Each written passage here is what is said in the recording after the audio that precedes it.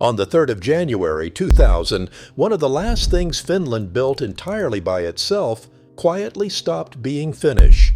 A rifle company in the town of Riihimäki, a company that had outlived a civil war, the Winter War, and a Soviet demand for reparations that erased other firms entirely, was signed over in full to an Italian family that had been making guns since 1526. The buyer was Beretta. The seller was a Finnish conglomerate that dug minerals and made paper machines and had no particular love for rifles. The press in Helsinki treated it as a small industrial footnote, 100 jobs, a factory in a quiet town, an old name changing hands. But this is not a story about a company being lost. It's a story about a company that was never really held by anyone who understood it until the outsiders arrived. To see why, you have to go back to a brewery. The year is 1919. Finland is 2 years old, having torn itself free from the Russian Empire and then torn itself apart in a civil war. The winners, a paramilitary body called the Civil Guard, have a problem. They own thousands of captured rifles, worn Tsarist Mosin-Nagants, older Berdans, weapons of the empire they'd just defeated. Someone has to make them work. So, in a converted Helsinki brewery, they open a repair shop. No grand founder, no inventor at a workbench. A militia fixing the enemy's cast-offs to defend a country that barely exists. On the 1st of April, 1921, that shop is made financially independent. Sako still calls that day its birthday. In 1927, the shop becomes a real company, Suomalais Kuntain Ase ja Konepaja, mercifully shortened to Sako, and moves to an industrial lot in Riihimäki, 40-odd miles north of the capital. It is the same lot the factory sits on today. Almost nothing else in this story stays that fixed. Its first chairman was P.E. Svinhufvud, a competitive marksman who would go on to become president of Finland. And in Riihimäki, Sako began assembling a rifle called the Pistikorva, the Spitz, after the dog. By reputation, it came out better than the rifles the Finnish army was issuing itself. That was the pattern that would define the place. A company that kept making things a little too well for the people who owned it. Then the 1930s turned dark, and being good at making weapons stopped being a liability. As war with the Soviet Union loomed, the Finnish state started ordering ammunition in bulk.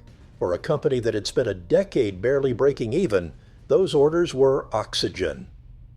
When the Winter War came in 1939, Sako became, in practice, the country's cartridge maker, reportedly turning out around 275 million rounds between 1939 and 1944. The workforce swelled to roughly 800, a large share of them women, as the men went to the front. Riihimäki was bombed. The factory site came through largely intact. The company had survived the war. It would nearly not survive the peace. If a factory this stubborn is worth 12 minutes of your evening, subscribe, because the part that almost killed Sako wasn't a war or a bombing raid. It was who ended up owning it.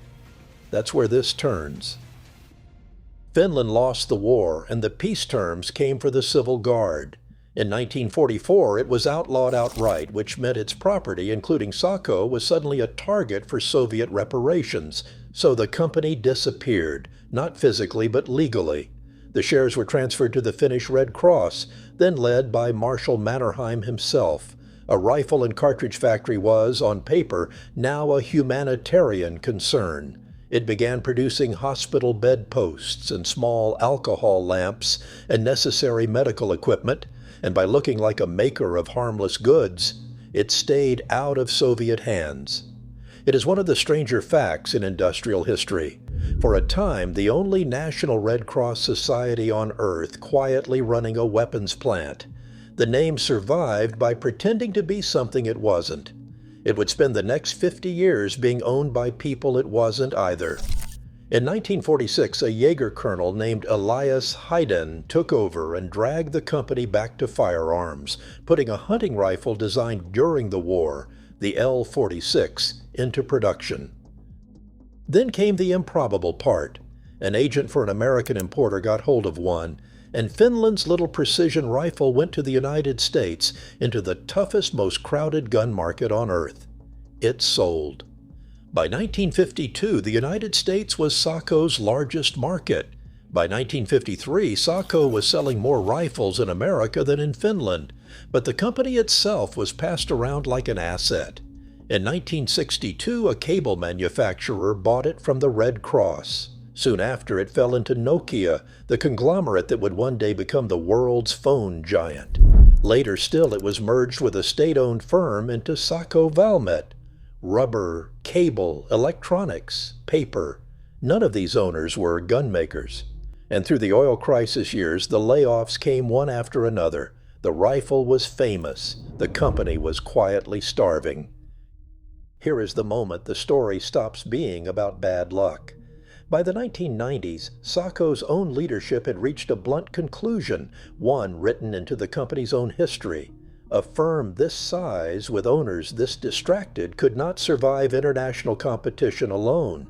It would have to be sold to someone who actually built weapons. The bridge to that sale was a rifle. In 1993, a team of designers, a metallurgist, and product engineers began a 4-year project to build a clean-sheet Sako from scratch. Not two gunsmiths in a workshop, a department working for years.